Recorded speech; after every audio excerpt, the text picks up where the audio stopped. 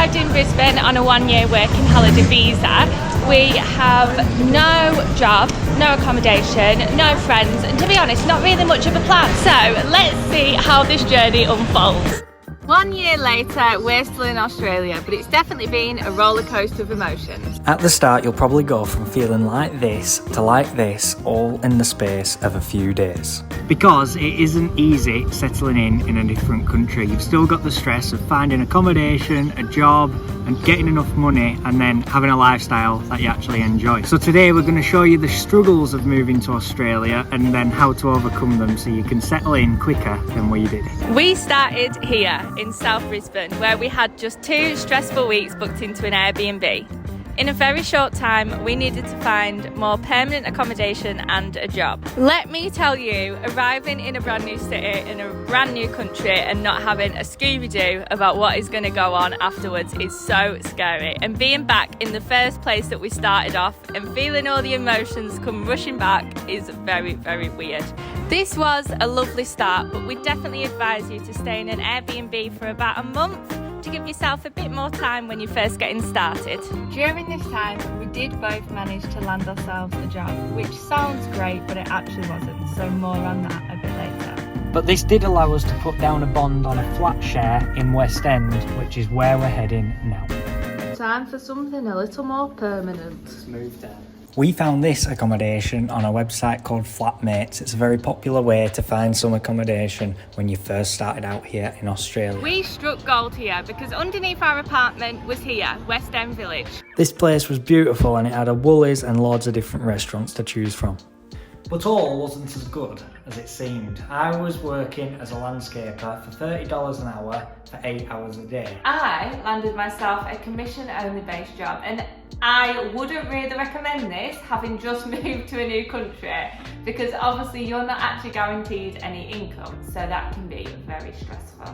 So this meant we was only guaranteed from my wage $1,200 a week, and $500 went on this 1-room flat share that we'd got ourselves into.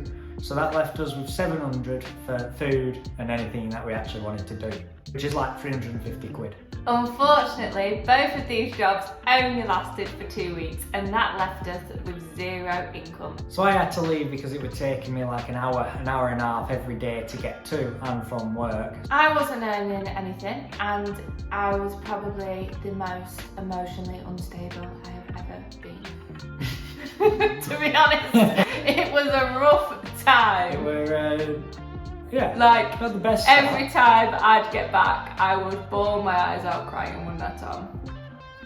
We've done well to make it this far. We applied for 30+ jobs on Seek, posted on Facebook pages, and even went handing out CVs in person. So a couple of weeks later, we did actually land another couple of jobs, can't blame them, and I ended up being a gardener, and I've actually found my feet there, and that's actually where I still work today. Lauren found a job working at a brownie store, or stall, in the middle of a shopping centre. So this is where the next problem came in. So I was working 8 hours a day, 5 days a week, in the middle of a shopping centre, in a stall by myself, and I'm relatively sociable, aren't I, Tom? Yeah. I like a little chat, and I felt quite lonely. Very lonely, actually.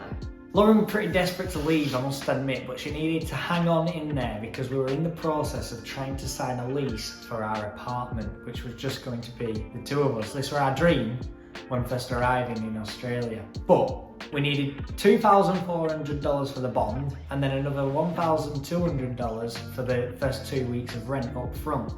So leaving wasn't an option. However, we were so excited because after living in Australia for 3.5 months, we finally got our own place on the 16th of May. And we'll show you that now. So I've come to Lauren's work because we've got stuff to do, let me tell you that.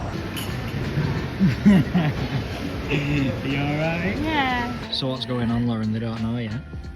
So we are buying things for our first ever house together, which just so happens to be in Brisbane, Australia. So we have been accepted for our first ever apartment, but yeah, we're having to spend a fortune now getting all the things, and this one is loving it. It is honestly my dream. Like, I'm always late at night on Dunelm's website looking at lamps that I'm never going to buy. It's just... Dream come true. So it's all gone peaked on.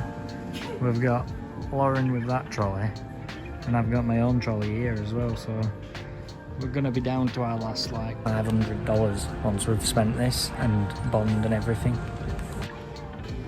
What's the verdict? Yeah, that'll do it. Oh my days. What are you doing to me, Lauren? This is mad. We've just been let in, or I have, Lauren's at work unfortunately, to our own little apartment, which is the first time that we've ever had our own space. Madness. Got myself a Woolworths trolley to try and help the process go a bit smoother. Getting as much as I can.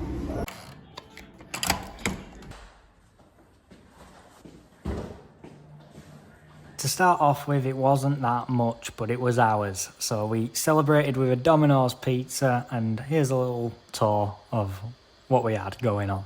So thanks to Lauren, we have made this flat now our home. So we found things on Facebook Marketplace that weren't that expensive, borrowed my boss's trailer so we could get the big things like the sofa and the bed and stuff like that, and we've got a nice little place to live now. It is fair to say we were absolutely ecstatic about renting our own place in Brisbane, and Tom also bought a car, which was very handy. But with all these outgoings, saving up for the car and the rent, it left us with very little disposable income to spend on seeing this beautiful country that we've moved to. I must admit, at times it felt like, what is the point? Because all we were doing is working, and we couldn't actually explore the beautiful city of Brisbane. All work, no play. So we decided enough is enough, and we started putting away a bit of money for adventures every Wednesday.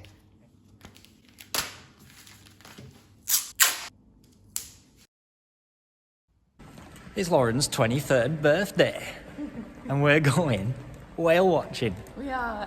We have been up since 6:30 and it's now 7:20 and we're just about to start our journey. There she is, the trusty steed.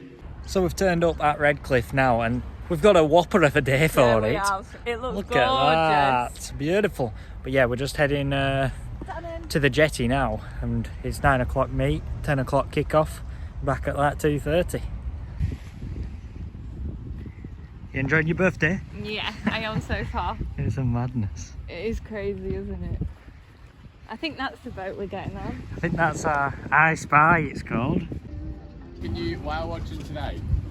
Just a few safety things before we get you on the boat today. So we just got our first sighting of a whale. Yeah, we did. It were all a bit chaotic. It was, everyone rushed out and it was like, it's a humpback.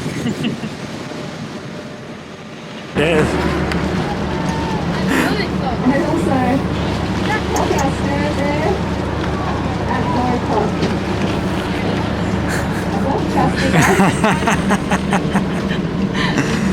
Getting nice and close. This day was amazing. We were so lucky to see so many whales. They just carried on following our boat around, and yeah, we just saw loads. So it was a really good birthday present for our Lauren. And this is why it's important to make sure you do things like this as well as just work when you come out here.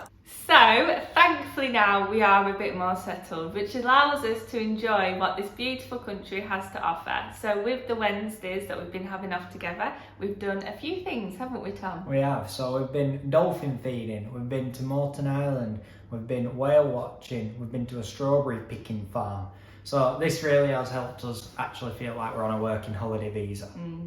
I think the moral of the story is it's very tricky when you first get out here, and say if you haven't come with a load of savings that are just going to help you straight away, but it is amazing. And just bear with it. You just got to be patient. Like it probably took us about 6 months, I'd say, to get to a point where we feel settled and like we've got a bit of spare money knocking about to do things. So obviously if you've got lots of savings then you won't run into these problems. No. So we hope that's given you a bit of an insight of what a year of living in Australia looks like. Thank you ever so much for watching. If you've got this far, If you have any questions, let us know. And if you could like and subscribe, that would be pretty groovy. See you later. Bye.